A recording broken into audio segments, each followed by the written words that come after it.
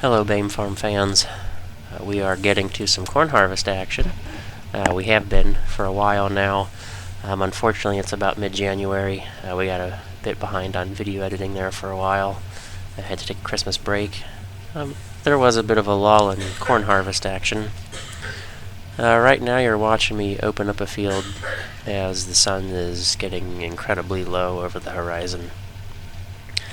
Unfortunately, I did not pick a good time to run the camera, so this does not look fantastic. There's a few weeds in that outside row you're watching, and that second row from your left is the one that's been giving me problems. Just not pulling things down so well. Now if the stalks are brittle, I just break them off and the gathering chains will push it back in eventually. So this is still the TR70 gas with the older 4-row head we already had. Over break, around Christmas, we did a little bit of work to it. We'll get to the work later. This is the worst part of the field around the edge. Something was, I don't know, just judging by how the weeds were. This is actually an open fence row. There is a fence to the neighbor's property next door, and they have a couple cows. I don't know how close we got spraying this spring, but the rest of the corn has been very clean, except for maybe one or two spots where the corn got flooded out. Well, the spray only has so much residual control. We spray pre-emergent in the spring, so it's there to hinder weeds from sprouting, and we do put a little bit of chemical down to kill what's already sprouted. But after, say, the first month or so, the corn should be tall enough to shade out anything else.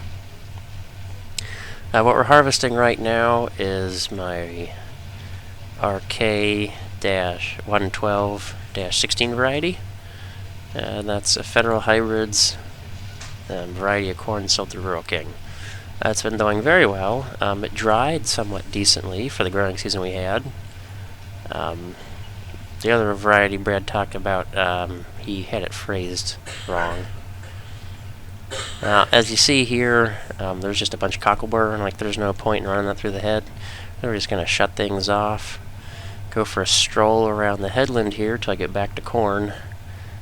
Back in this corner, there wasn't much corn. A very small area, mostly just the two sets of end rows. Didn't have much. The third set of end rows was much better.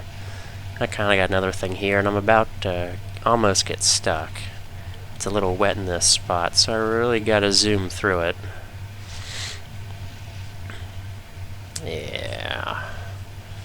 I'm gonna have to target this back part of the field here pretty heavy when we put beans there next year. Get a couple of good broadleaf killers, take care of the cockleburr. Oh, hey, there's corn finally. Whew. I was getting worried there.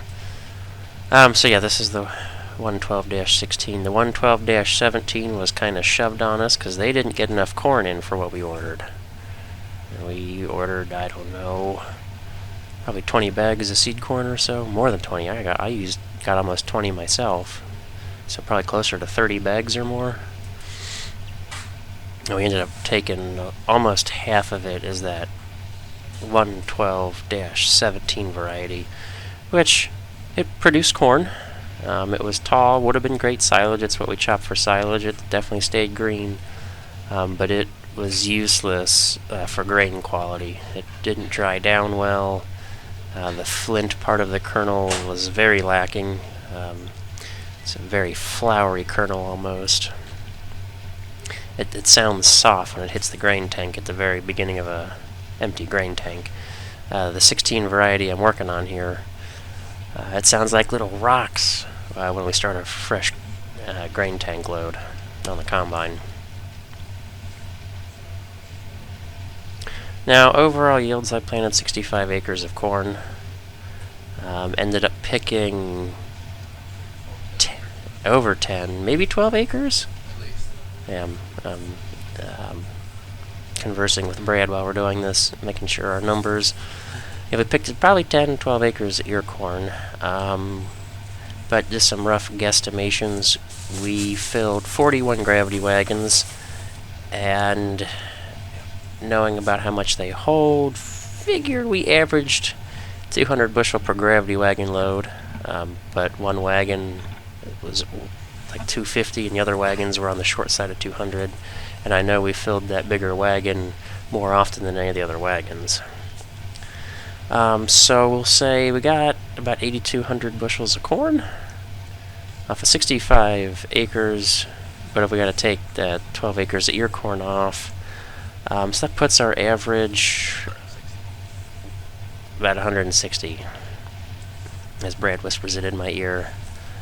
That's, I mean, now, without having a weigh wagon there, I mean, that's about what I shoot for. I mean, it'd be nice to get 200. I don't know if I necessarily have the soil to do that or the bank account. So, we set easily achievable goals, make them happen, and put a few pennies in the bank when we're done. Now that being said, with all the ear corn, we've picked the 10 plus acres, well, almost 2,000 bushel of ear corn? Haven't calculated that yet. Okay, Brad says we haven't calculated that yet, but just kind of a rough guesstimate. If we averaged 160 bushel per acre, and we picked 10 to 12 acres, that's at least 1,600 bushel. So maybe not quite 2,000, which, yeah, I guess I've sold that much, and knowing what we have for storage, I got like every gravity wagon filled, 2 silage wagons, and that corn crib you guys saw us fill. Finally, I'm getting into some thicker corn as I come up the side of the field. I mean, you guys don't know where I am, and I barely know where I am on the combine. I'm just kind of feeling my way around the edges here. It's so much nicer during the daylight. Here we go. This is where it's good.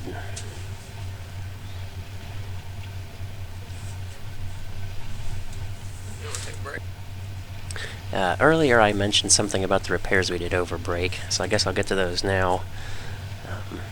After this night of harvesting, I ended up stopping, just short of midnight, I think, 11 o'clock or so.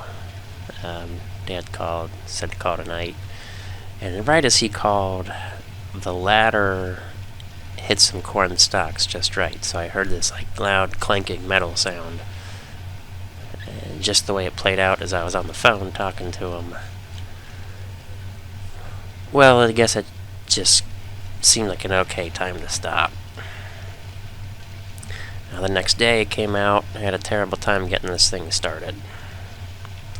Well, as we were playing around with the engine, looking at the ignition system, at some point over the season the whole ignition system has gotten new parts all the way through. Still standard original equipment, non-electronic ignition. So we ended up freshening up the points, and as we were looking around, checking things out, we even tried to clean up the plugs, take a little emery cloth to the surface, make them a little shinier. Found an exhaust leak, actually 2 exhaust leaks, that were big enough each to put 2 of my fingers in. And this was shortly past the end of the exhaust manifold. And we thought, ooh, that could be bad. Possibly when you shut the engine off, you get cold air will come in the exhaust, and if there's any unburnt carbon deposits on your exhaust valves, that could potentially burn the carbon deposits and then create what's called a burnt valve. Well, we plugged our exhaust leak, took some that not Kevlar, it's a fire resistant almost cloth fiberglass tape, and wrapped it around the exhaust, and took some sheet metal and wrapped it around it with some big hose clamps and clamped it down to plug the exhaust leak for now. In the off season I'll look at having a new exhaust made or something.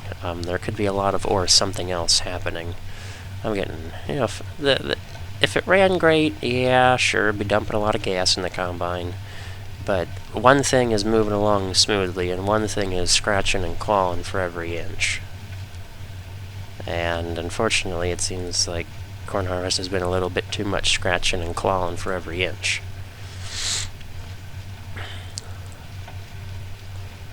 So we got it running.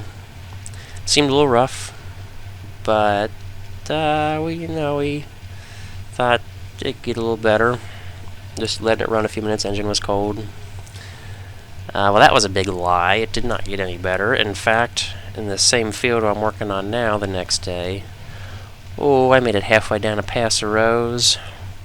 Dad was riding with me, just making sure things would go okay as we got started in the morning.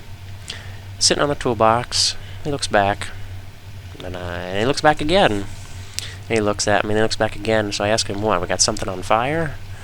Now I can look out the back window of the cab, and there's a screen on the back of the grain tank, so I can kind of look through that, and I figured, if something's on fire back there, I could at least see the smoke, coming out of the engine compartment. And I look at him like, no, do we really have something on fire?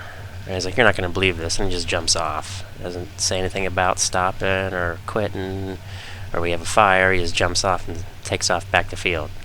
So I slow everything down. I don't shut the combine off, because at this point I'm still kind of worried we might not be able to get it running again. So I just kind of sit there, leave it idle, and turn everything off, jump out, and the field's on fire. Cut the stubble on fire. A little bit of stubble control. Don't have to worry about that getting in the way next spring. Of course, we're not growing rice. That won't be an issue. It's not like corn stubble is much easier to break down than rice stubble, but with everybody else with their BT varieties, they could have issues. Well, it's coming in the field here. That's going to wrap up the video. Hopefully I explained that problem well enough. I didn't really get to all of the overbrake mechanical stuff we've done, so that's going to be another video. See you guys.